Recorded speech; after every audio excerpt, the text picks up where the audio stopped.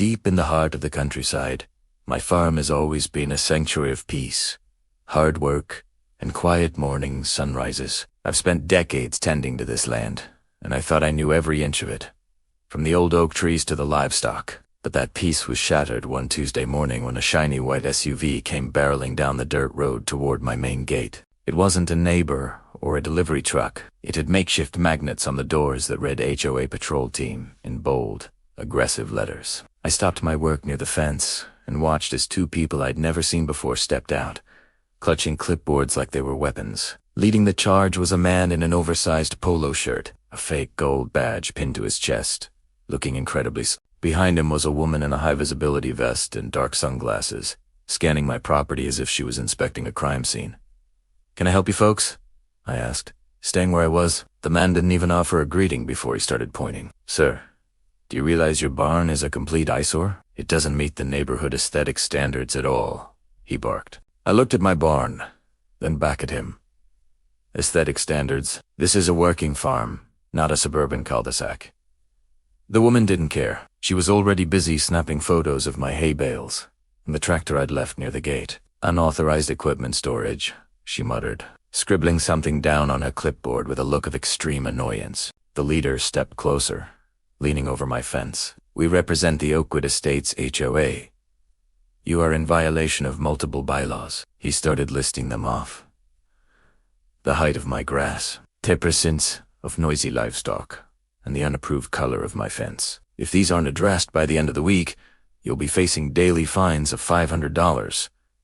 I just leaned against my tractor and let him finish his little speech. I've dealt with bulls less stubborn than this man. When he finally took a breath, I reached into my pocket and pulled out a weathered map and a set of legal documents. "Oakwood Estates, you say? That's the new development about 2 miles down the road, isn't it?" I asked, calmly. The leader nodded vigorously. "Exactly, and your property is clearly bringing down our property values. You need to comply immediately." I pointed to a thick red line on the map. "See this? This is the county jurisdiction line. Antes Serre. This is my farm." The color started to drain from the HOA leader's face as he leaned in to look closer. The woman stopped taking photos. "This property is zoned as protected agricultural land," I explained. "It's been in my family since long before your HOA existed." I then pointed to a small, hidden sign right next to where they were standing. It was partially covered by some ivy. "You're currently trespassing on a livestock protection area, and I've already called the sheriff about an unauthorized entry." The panic was instantaneous. The leader started fumbling with his clipboard, almost dropping it in the dirt. We must have had the wrong coordinates," he stammered, his patrol badge now hanging crooked on his shirt. They practically fell over each other trying to get back into the SUV.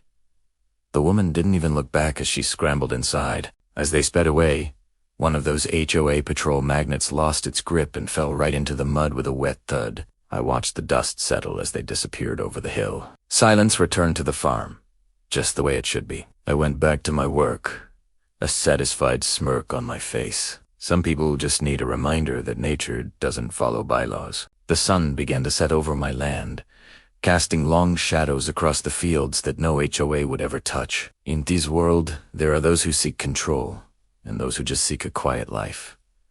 I know which one I prefer. Justice served isn't always about courtrooms. Sometimes, it's just about knowing your boundaries and standing your ground.